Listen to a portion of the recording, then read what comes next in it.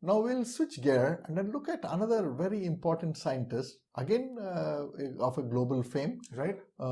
Douglas McGregor. Right. Yes. He was a pioneer of industrial relations. And Douglas McGregor was, he postulated the theory X and theory Y styles of leadership. Yeah, absolutely. It's a Right. managerial behavior. Mhm. Theory X managers, behavior of managers is theory X tilted, or it's tilted towards theory Y. Right. The two opposites of human behavior and human communication is what Douglas McGregor brought about in his postulation. Absolutely. Right? Absolutely. Leadership and motivation. And then he's also written some very, very important book. Are you aware? Yes. The human side of enterprise, and forms the basis for today's discussion as well, along with Eric Berne's transactional analysis. And going forward, let's bring out the essence of what theory X and theory Y is, so that you have a fair idea of where we are heading, right? Right. Okay, number one, if I talk about attitude, right, the behavior of theory X managers will be like? Right. So the theory X managers believes that typically their people dislike work, or people dislike work. Yes. Right. When you talk about on the parameter of attitude, they dislike work. Yeah. On the other hand, for the same word attitude, a theory Y manager, his behavior will look like what? The theory Y manager believes that people are inherently interested in and enjoy working. Lovely. Look at the two extremes, two opposites. Yeah, absolutely. Right. And now let's consider another aspect. Right. Direction. Okay. Right. So the theory X manager believes that people must be forced to work, or they need to be bribed to work. That's how they are directed. That means otherwise they'll not do. You will not get the outcomes that you need, right? Whereas the theory Y manager, exactly on the other side, believes that it is self-directed. Absolutely. Individuals are self-directed. They don't need me to supervise. They will do even if I'm not there. They are very, I can trust them. They are highly credible people, right? It's just fantastic. Absolutely. Completely, the perception in the manager's mind of a theory Y manager is very the exact different opposite of the positive right? side. And the reason why we need to know this is because based on my belief of my people, right? My leadership style, or what I do as a leader, is influenced by it. Right. So it's important to understand this, right? So let's take another dimension, the dimension of responsibility. And of course, going by very simple, when you use the word responsibility, theory X manager believes that the people under him or people in his team or in his department, they all avoid responsibility. But the theory Y, on the other hand, believes that people seek out, they enjoy, they accept responsibility. Right? You can see the difference here. Very clear. In terms of motivation, Yep. What does the theory X manager believe about motivation of his people? Motivation. Why are they motivated? They're motivated because of money. Or they're motivated because of, if I don't do my job, I may lose my job. It's the carrot and the stick.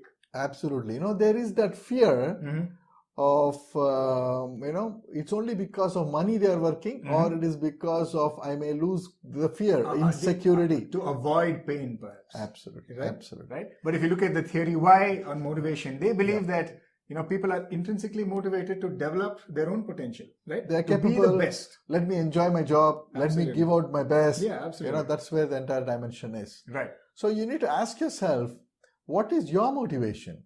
Right? Are you driven by your, getting the best out of your potential? Or are you just working for money, or are you working because you're feeling very insecure? Correct? Now, one more factor. Yeah. Creativity. Absolutely. We've heard about that. Creativity. Yeah. And if you think about it, the theory X manager, based on creativity, they believe that people don't have creativity, right? And they resist change. They don't like it. Okay, they don't like any sort of change being brought into their routine. Positive changes they resist. No, I want to do it my one way. But the On theory the Y, other hand, theory Y, the manager strongly believes that people under him are born creative. They are ready to accept change. Right. Look at that, diametrically opposite. Absolutely. I think this has given you a kind of an orientation of what the theory X behaviors and theory Y behaviors of the same manager. So here, Douglas McGregor is not saying that you need to choose one over the other. But what he's saying is, depending on the situation, you strategically choose your behavior so that you're able to influence people positively. It's about conscious choice and awareness at this point. Absolutely. Right? So when you look at theory X and theory Y managers, going one step deeper, one step to go and understand what it is and how it impacts. Right. So now, theory X, the word, what does it mean? The cross. No. Absolutely. Not allowed. Because he could have, instead of calling it theory X or theory Y, he could have called it anything. Yeah.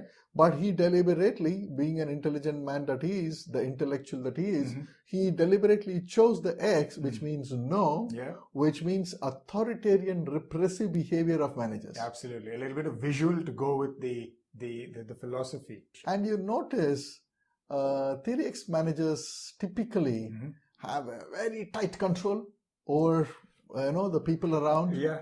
And it's not likely that they're going to really focus on their development.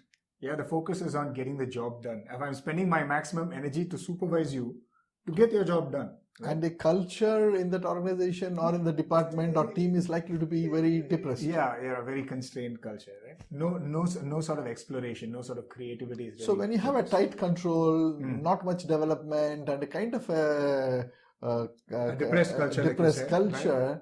What happens to the staff performance? They tend to underperform, right? Or they perform to the bare minimum, but not to their maximum potential. Underperforming, right? Below par performance. Absolutely. Right? Absolutely. On the other hand, let's look at theory Y. Y stands for what? The yes. So Y is yes, the theory Y managerial behavior is the manager is always in the background. No, he is putting people in front, right? Giving them the opportunity. Trying to push them up. You're trying to pull them up. Yeah. Right? Or pull them up. Pull them up, right? Okay. Yeah. Liberating, developmental manager. Right. And what he does, he delegates. He enables them, right? And he empowers. Anything in his leadership style is to empower his team to flourish, to do better. Or his own children. Right?